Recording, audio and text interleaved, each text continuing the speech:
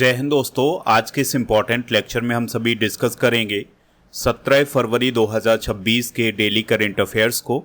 तो आप इस पूरे लेक्चर को बहुत ही ध्यान से लास्ट तक जरूर देखिएगा। आज का पहला और इम्पॉर्टेंट क्वेश्चन है, भारत का पहला राष्ट्रीय गौ संस्कृति संग्रहालय कहाँ स्थापित किया जाएगा? आंसर हो जाएगा मथुरा में। तो उत्तर प्रदेश के मथुरा में भारत का पहला राष्ट्रीय गौ संस्कृति संग्रहालय स्थापित किया जाएगा। यह परियोजना पंडित दीनदयाल उपाध्याय पशु चिकित्सा विज्ञान विश्वविद्यालय के कैंपस में डेवलप की जाएगी। इसका उद्देश्य है भारतीय समाज में पशुओं के सांस्कृतिक और कृषि और आर्थिक महत्व को उजागर करना। ठीक है, तो आप इस बात को जरूर नोट करें कि भारत का पहला राष्ट्रीय गौ संस्कृति संग्रहालय उत्तर प्रदेश के मथुरा में स्थापित किया जाएगा। कुछ प्रथम घटनाएं डिस्कस करते हैं। तो 8वें वेतन आयोग को बनाने वाला भारत का पहला राज्य कौन बना है? असम। पहली पूर्णतः पेपरलेस जिला अदालत की शुरुआत वायनाड केरल में हुई है। भारत का पहला गहन प्रजनन ज्ञान केंद्र की शुरुआत मुंबई में हुई है। SIR के तहत मतदाता सूची को डिजिटाइज करने वाला पहला राज्य राजस्थान बना है। संशोधित भारत नेट योजना को लागू करने वाला पहला राज्य पंजाब बना है। पीढ़ीगत तंबाकू प्रतिबंध लगाने वाला पहला देश मालदीव बना है। मासिक धर्म के लिए सवेतन अवकाश देने वाला पहला राज्य कर्नाटक बना है। भारत के पहले बिजली से चलने वाली रॉकेट का नाम क्या है? वायुपुत्र। आधिकारिक रूप से दुनिया का पहला कैशलेस देश कौन बना है? Sweden. India AI impact summit 2026 कहाँ आयोजित किया गया है? तो यह नई दिल्ली में आयोजित किया गया है। तो दोस्तों, इंडिया AI इम्पैक्ट समिट 2026 का आयोजन 16 से 20 फरवरी तक किया जाएगा। भारत मंडपम नई दिल्ली में इसका आयोजन होना है और इसका आयोजन भारत सरकार के इलेक्ट्रॉनिक्स और सूचना प्रौद्योगिकी मंत्रालय के द्वारा किया जा रहा है। इसकी थीम है पीपल, प्लेनेट और प्रोग्रेस। थीम जरूर नोट कर सकते हैं आप, क्योंकि ये पूछा जा सकता है। इस समिट का मुख्य फोकस है जिम्मेदार AI, हेल्थ, एजुकेशन, एग्रीकल्चर में AI का उपयोग। इसमें दुनिया भर से 40 से ज़्यादा जो टेक कंपनियों के CEO हैं, जैसे इसमें सुंदर पिचाई, सैम ऑल्टमैन, एनवीडिया के जेंसन हुआंग, ये सभी शामिल हो सकते हैं। इसके अलावा 100 से ज़्यादा देशों के जो प्रतिनिधि हैं वो इसमें शामिल होंगे। कुछ प्रमुख सम्मेलन डिस्कस करते हैं जो हाल फिलहाल में हुई हैं, जैसे प्लास्ट इंडिया 2026 नई दिल्ली में, national crop nutrition summit 2026 Mumbai में होगा, भारत इलेक्ट्रिसिटी समिट 2026 नई दिल्ली में हुआ है, और 28वां राष्ट्रमंडल स्पीकर और पीठासीन अधिकारियों का सम्मेलन नई दिल्ली में हुआ है। राष्ट्रीय वस्त्र मंत्रियों का सम्मेलन 2026 गुवाहाटी असम में हुआ है। क्षेत्रीय AI प्रभाव सम्मेलन 2026 राजस्थान में हाल ही में आयोजित किया गया था। आर्टिफिशियल इंटेलिजेंस इम्पैक्ट समिट नई दिल्ली में आयोजित किया गया है। मुख्य सचिवों का 5वां राष्ट्रीय सम्मेलन 2025 नई दिल्ली में हुआ है। पारंपरिक चिकित्सा पर दूसरा WHO ग्लोबल समिट 2025 नई दिल्ली में आयोजित किया गया है। हाल ही में विश्व स्वास्थ्य संगठन यानी WHO ने किस रोग की नई वैक्सीन को प्री क्वालिफिकेशन मंजूरी दी है? आंसर हो जाएगा पोलियो। तो दोस्तों, WHO ने नए ओरल पोलियो वैक्सीन टाइप 2 को प्री क्वालिफिकेशन मंजूरी दी है, यानी कि पोलियो की एक नई वैक्सीन आई है जो कि ओरल पोलियो वैक्सीन टाइप 2 है। WHO की प्री क्वालिफिकेशन का मतलब ये है कि यह वैक्सीन अंतर्राष्ट्रीय गुणवत्ता सुरक्षा के मानकों पर खरी उतरी है। इस वैक्सीन को बायोलॉजिकल लिमिटेड ने बनाया है, जो कि हैदराबाद में स्थित है। यहाँ पर बात हुई है पोलियो की। तो पोलियो एक संक्रामक बीमारी है जो पोलियो वायरस से होती है। यह बीमारी ज़्यादातर 5 साल से कम उम्र के बच्चों को प्रभावित करती है। इसमें मांसपेशियाँ जो होती हैं, यानी जो हमारी मसल्स होती हैं, वो कमज़ोर हो जाती हैं और स्थायी लकवा हो सकता है, यानी इसमें पैरालिसिस भी हो सकता है। WHO की बात करें तो संयुक्त राष्ट्र की यह एक विशेष एजेंसी है। हाल ही में विश्व स्वास्थ्य संगठन यानी WHO ने किस रोग की नई वैक्सीन को प्री क्वालिफिकेशन मंजूरी दी है? आंसर हो जाएगा पोलियो। तो विश्व स्वास्थ्य संगठन ने नए ओरल पोलियो वैक्सीन टाइप 2 यानी NOPV2 को प्री क्वालिफिकेशन मंजूरी दी है। प्री क्वालिफिकेशन मंजूरी मिलने का मतलब ये है कि यह वैक्सीन अंतर्राष्ट्रीय गुणवत्ता सुरक्षा के मानकों पर खरी उतरी है। इस नई वैक्सीन को बनाया किसने है? तो इसको बनाया है बायोलॉजिकल लिमिटेड ने, जो कि हैदराबाद में स्थित है। बात करें अगर हम पोलियो की, तो यह एक संक्रामक बीमारी है जो पोलियो वायरस के कारण होती है। यह बीमारी ज़्यादातर 5 साल से कम उम्र के बच्चों को प्रभावित करती है और इसके कारण मसल्स यानी मांसपेशियां कमज़ोर हो जाती हैं और स्थायी लकवा हो सकता है। बात कर लेते हैं WHO की, तो इसे वर्ल्ड हेल्थ ऑर्गेनाइजेशन या फिर विश्व स्वास्थ्य संगठन के नाम से जाना जाता है। यह यूनाइटेड नेशन की एक विशेष एजेंसी है जो हेल्थ के क्षेत्र में काम करती है। इसकी स्थापना 7 अप्रैल 1948 को हुई थी। जेनेवा स्विट्जरलैंड में इसका हेडक्वार्टर है। वर्तमान में इसके डायरेक्टर जनरल हैं डॉक्टर टेड्रोस अधानोम घेब्रेयेसस। और विश्व स्वास्थ्य दिवस 7 अप्रैल को मनाया जाता है क्योंकि 7 अप्रैल को WHO की स्थापना हुई थी। एशियन राइफल पिस्टल चैंपियनशिप 2026 में भारत ने कुल कितने मेडल जीते हैं? तो भारत ने 94 मेडल्स जीते हैं।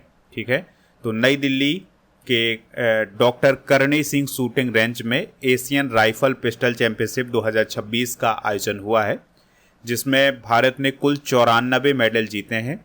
इन 94 मेडल में 51 गोल्ड मेडल हैं, 23 सिल्वर मेडल हैं और 20 ब्रॉन्ज मेडल हैं। और इस चैंपियनशिप की मेडल टैली में भारत टॉप पर रहा है। मनु भाकर ने 25 मीटर पिस्टल में सिल्वर मेडल जीता था। महिला टीम स्पर्धा में ईसा सिंह, मनु भाकर और सुरुचि सिंह की जोड़ी ने गोल्ड मेडल हासिल किया था। ईसा सिंह ने इस चैंपियनशिप में 10 मीटर एयर पिस्टल स्पर्धा में गोल्ड मेडल हासिल किया था। ठीक है, तो ये कुछ पॉइंट आपको याद रखने हैं, नोट कर लीजिएगा इनको। स्पोर्ट्स से रिलेटेड कुछ इंपॉर्टेंट करेंट अफेयर्स एक बार रिवाइज करते हैं। भारत ने सैफ अंडर 19 महिला फुटबॉल चैंपियनशिप को हाल ही में जीता है।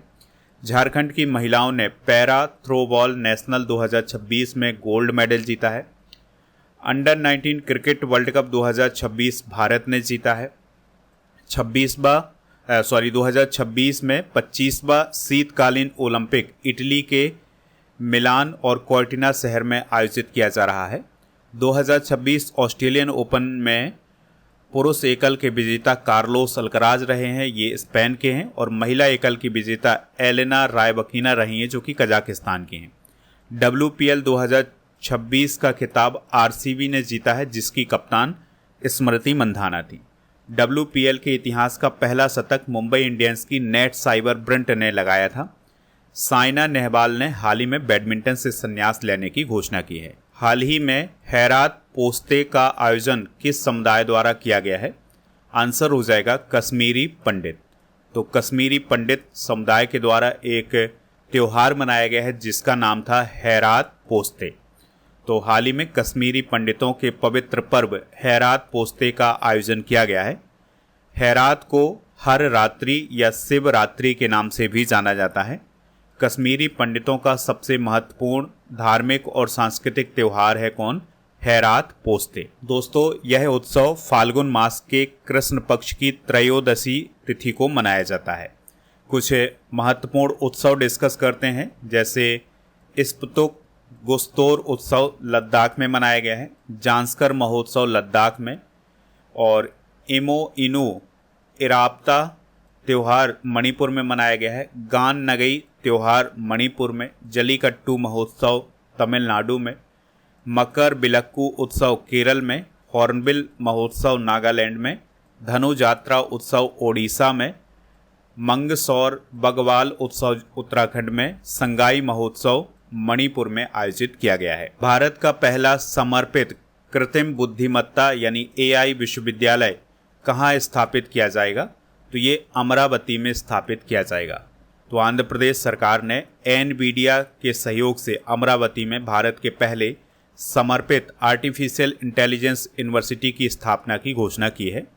ये जो यूनिवर्सिटी होगी ये एजुकेशन, रिसर्च और इनोवेशन पर ध्यान केंद्रित करेगी और इसी यूनिवर्सिटी में देश का पहला स्वदेशी लार्ज लैंग्वेज मॉडल तैयार होगा। एआई से रिलेटेड कुछ इंपॉर्टेंट करेंट अफेयर्स डिस्कस करते हैं। तो भारत का पहला एआई सक्षम विश्वविद्यालय मेरठ में स्थित चौधरी चरण सिंह विश्वविद्यालय में शुरू किया गया है। दक्षिण कोरिया ने दुनिया का पहला आर्टिफिशियल इंटेलिजेंस बेसिक एक्ट पेश किया है। एआई इम्पैक्ट समिट 2026 का आयोजन नई दिल्ली में किया जा रहा है। गूगल ने 55 भाषाओं में ट्रांसलेशन करने वाला एआई मॉडल ट्रांसलेट जेमा हाल ही में लॉन्च किया है। जियो देश का पहला made in India AI platform people first launch करने जा रहा है। ग्लोबल एआई इंडेक्स 2025 में अमेरिका और चाइना के बाद भारत तीसरे नंबर पर है। डेलॉयट इंडिया ने टैक्स प्रज्ञा नाम का एक एआई पावर्ड प्लेटफॉर्म लॉन्च किया है। आईआईटी दिल्ली ने artificially intelligence lab assistant develop किया है। आंध्र प्रदेश के chief minister N Chandrababu Naidu ने हाल ही में पिल्लू एआई नाम का ऐप लॉन्च किया है। हाल ही में किस राज्य में पेंगोलिन के शिकार और व्यापार पर प्रतिबंध लगाया गया है? आंसर हो जाएगा नागालैंड। तो नागालैंड की सरकार के द्वारा जो पेंगोलिन है उसके शिकार और व्यापार पर आधिकारिक रूप से प्रतिबंध लगा दिया है। पेंगोलिन की बात करें तो यह दुनिया का सबसे अधिक तस्करी किया जाने वाला वन्यजीव है और जिसे इसके स्केल्स और मांस के लिए अवैध रूप से शिकार किया जाता है। नागालैंड की बात करें तो ये नॉर्थ ईस्ट का स्टेट है। कोहिमा इसकी राजधानी है। अजय कुमार भल्ला यहाँ के राज्यपाल हैं। नेफ्यू रियो चीफ मिनिस्टर हैं। विधानसभा की 60 और लोकसभा और राज्यसभा की एक एक सीट है और इनतांकी या नतांकी राष्ट्रीय उद्यान इसी राज्य में है। फकीम वन्यजीव अभ्यारण्य भी इसी राज्य में है। हॉर्नबिल फेस्टिवल जिसे त्योहारों का त्योहार बोला जाता है ये नागालैंड में मनाया जाता है। गुजरात सरकार ने किसे गांधीनगर में स्थित गिफ्ट सिटी का नया चेयरमैन नियुक्त किया है? आंसर हो जाएगा उदय कोटक। तो गुजरात सरकार ने उदय कोटक को गांधीनगर में स्थित गिफ्ट सिटी का फुल फॉर्म होता है Gujarat international finance tech city, तो इसका चेयरमैन नियुक्त किया गया है। यानी कि गिफ्ट सिटी के चेयरमैन कौन बने हैं? उदय कोटक बने हैं। उदय कोटक की बात करें तो वह कोटक महिंद्रा बैंक के संस्थापक और पूर्व एमडी और सीईओ रहे हैं। गिफ्ट सिटी गुजरात राज्य के गांधीनगर में स्थित है और यह प्रधानमंत्री नरेंद्र मोदी जी की एक कल्पना है। इसका उद्देश्य है भारत को एक वैश्विक वित्तीय और तकनीकी हब बनाना। हाल ही में की गई नियुक्तियां डिस्कस करते हैं। तो ए मोहम्मद मुश्ताक सिक्किम हाई कोर्ट के मुख्य न्यायाधीश बने हैं। सदानंद वसंत दाते महाराष्ट्र के पुलिस महानिदेशक। एयर मार्शल नागेश कपूर भारतीय वायुसेना के उप प्रमुख। राकेश अग्रवाल एनआईए का इन्हें अतिरिक्त प्रभार दिया गया था और PV Sindhu WWF athletes commission की चेयरपर्सन। दविंदर पाल सिंह और कनक मेडला रविंद्र कुमार और अनिल कौशिक ये अतिरिक्त सॉलिसिटर जनरल बने हैं। बी साईनाम कोल इंडिया लिमिटेड के नए CMD बने हैं। Suresh Goyal national council of applied economic research के महानिदेशक बने हैं। देश का पहला सेंट्रल बैंक डिजिटल करेंसी आधारित पब्लिक डिस्ट्रीब्यूशन सिस्टम कहाँ लॉन्च किया गया है? तो ये गांधीनगर गुजरात में लॉन्च किया गया है। तो गृह मंत्री अमित शाह जी के द्वारा देश का पहला सेंट्रल बैंक डिजिटल करेंसी आधारित सिस्टम लॉन्च किया गया है। अमित शाह ने गुजरात के गांधीनगर में स्थित महात्मा मंदिर में CBDC सिस्टम लॉन्च किया है। CBDC की बात करें तो यह RBI के द्वारा जारी एक डिजिटल मुद्रा है जो भारतीय रुपये का डिजिटल रूप है। डिजिटल करेंसी नोट या सिक्कों की बजाय डिजिटल रूप से मौजूद होती है जो सीधे RBI के नियंत्रण में होती है। ठीक है, तो ये सारे इंपॉर्टेंट फैक्ट आप नोट कर लें। स्टडी करके ऐप को भी इंस्टॉल कर लें जिसका लिंक डिस्क्रिप्शन बॉक्स में दिया गया है। प्रीमियम कोर्स वाले ऑप्शन पर जाना है आपको। लूसेंट GK का कोर्स आपको मिल जाएगा। FEV 600 कूपन कोड यूज करना है। इसमें फ्री मिलेगा 18,000 से अधिक topic by subject by test series, 12 महीने का टेस्ट और 12 महीने का मंथली करेंट अफेयर्स का टेस्ट। प्रीमियम कोर्स वाले ऑप्शन पर राजा गुप्ता सर का अर्जुन जीएस फाउंडेशन बैच मिल जाएगा। इसके लिए आपको कूपन कोड यूज करना है FEV900, ठीक है, तो आपको इसमें छूट मिल जाएगी। इसमें भी आपको वही सब फ्री मिलेगा जो लूसेंट वाले कोर्स में मिलेगा। प्रीमियम कोर्स वाले ऑप्शन पर बहुत सारे कॉम्बो पैक लॉन्च किए गए हैं, इनको जाकर के आप प्राप्त कर सकते हैं। इसके लिए कूपन कोड यूज करना है 12 months 100। इसके अलावा दोस्तों प्रीमियम कोर्स वाले ऑप्शन पर जो मंथली करेंट अफेयर्स की ई बुक होती है उसका कॉम्बो पैक लॉन्च किया गया है, ठीक है, जिसमें हर महीने आपको ई बुक अपडेट करा दी जाएगी। तो इसके लिए भी कूपन कोड यूज करना है 12 months 100। और टेस्ट सीरीज़ वाले ऑप्शन पर आपको बहुत सारी टेस्ट सीरीज मिल जाएंगी, जिसमें आपको 12 मंथ के करेंट अफेयर्स की टेस्ट सीरीज और 10,000 से अधिक जीके जीएस के क्वेश्चन की test series, computer special test, daily current affairs का टेस्ट और करेंट अफेयर्स का मॉक टेस्ट मिल जाएगा। अगर आप डेली करेंट अफेयर्स का टेस्ट देते हैं तो यहाँ पर आपकी रैंकिंग भी जारी कर दी जाती है, तो आप टेस्ट ज़रूर दीजिएगा। ई बुक वाले सेक्शन पर आपको monthly current affairs, yearly current affairs, half yearly current affair, GK GS के क्वेश्चन की ई बुक, जितनी भी ई बुक हैं हमारी वो आपको ई बुक वाले सेक्शन पर मिल जाएंगी। चलिए रिवाइज करते हैं कल के करेंट अफेयर्स को। किस देश ने व्हाट्सएप पर बैन लगाया है? रूस। पीएम मोदी ने किस नदी पर बने भास्कर बर्मा सेतु का उद्घाटन किया है? ब्रह्मपुत्र। दार्जिलिंग हिमालयन रेलवे की पहली महिला टीटीई कौन बनी है? सरिता योल्मो। नए पीएम ऑफिस सेवा तीर्थ का उद्घाटन किसने किया है? मोदी जी ने। और मियां अमोर मोटली किस देश की लगातार तीसरी बार पीएम बनी है? तो ये बारबाडोस की बनी है। पुनीत अग्रवाल किस देश में भारत के राजदूत बने हैं? थाईलैंड। हैनेले पासपोर्ट इंडेक्स 2026 फरवरी 2026 के अनुसार भारत की रैंक क्या है? 75। मुख्यमंत्री कौशल विकास योजना किस राज्य केंद्र शासित प्रदेश में शुरू की गई है? दिल्ली। पूर्वोत्तर भारत की पहली आधुनिक इमरजेंसी लैंडिंग फैसिलिटी का उद्घाटन किस राज्य में किया गया है? असम। किस देश में 2000 साल पुराने तमिल ब्राह्मी शिलालेखों की पहचान हुई है? इस दोस्तों आज के जनरल नॉलेज के पिटारे में सामाजिक धार्मिक सुधार आंदोलन और उनके संस्थापक डिस्कस करेंगे। स्वामी विवेकानंद जी ने रामकृष्ण मिशन की स्थापना 1897 में की थी। सैयद अहमद खान ने अलीगढ़ आंदोलन की स्थापना की थी। मिर्ज़ा गुलाम अहमद ने अहमदिया आंदोलन की शुरुआत की थी 1889 में। दादा भाई नौरोजी ने रहनुमाई मैजा यसनान सभा की स्थापना 1851 में की थी। मेहराम जी मालावारी के द्वारा सेवा सदन की स्थापना 1885 में। सावित्री बाई फुले ने महिला सेवा मंडल। पंडिता रमाबाई ने आर्य महिला समाज की। एनी बेसेंट ने महिला भारत संघ की। सरला देवी ने भारत स्त्री महामंडल की। और CS नायडू ने वेद समाज की स्थापना की थी। कल के करेंट अफेयर्स में आपसे पूछा गया था कि जो मीराबाई चानू है ये किस राज्य से संबंधित हैं, तो सभी लोगों ने इसका आंसर मणिपुर बताया हुआ है। आज आपके लिए क्वेश्चन है, दादा साहब फाल्के अवार्ड 2025 किसे प्रदान किया गया है? जो भी इसका राइट आंसर हो कमेंट बॉक्स में ज़रूर बताएं। स्टडी करके ऐप को इंस्टॉल कर लें। यहाँ पर आपको बहुत सारी ई बुक PDF वगैरह मिल जाएंगी, तो इनको जा कर के प्राप्त कर सकते हैं।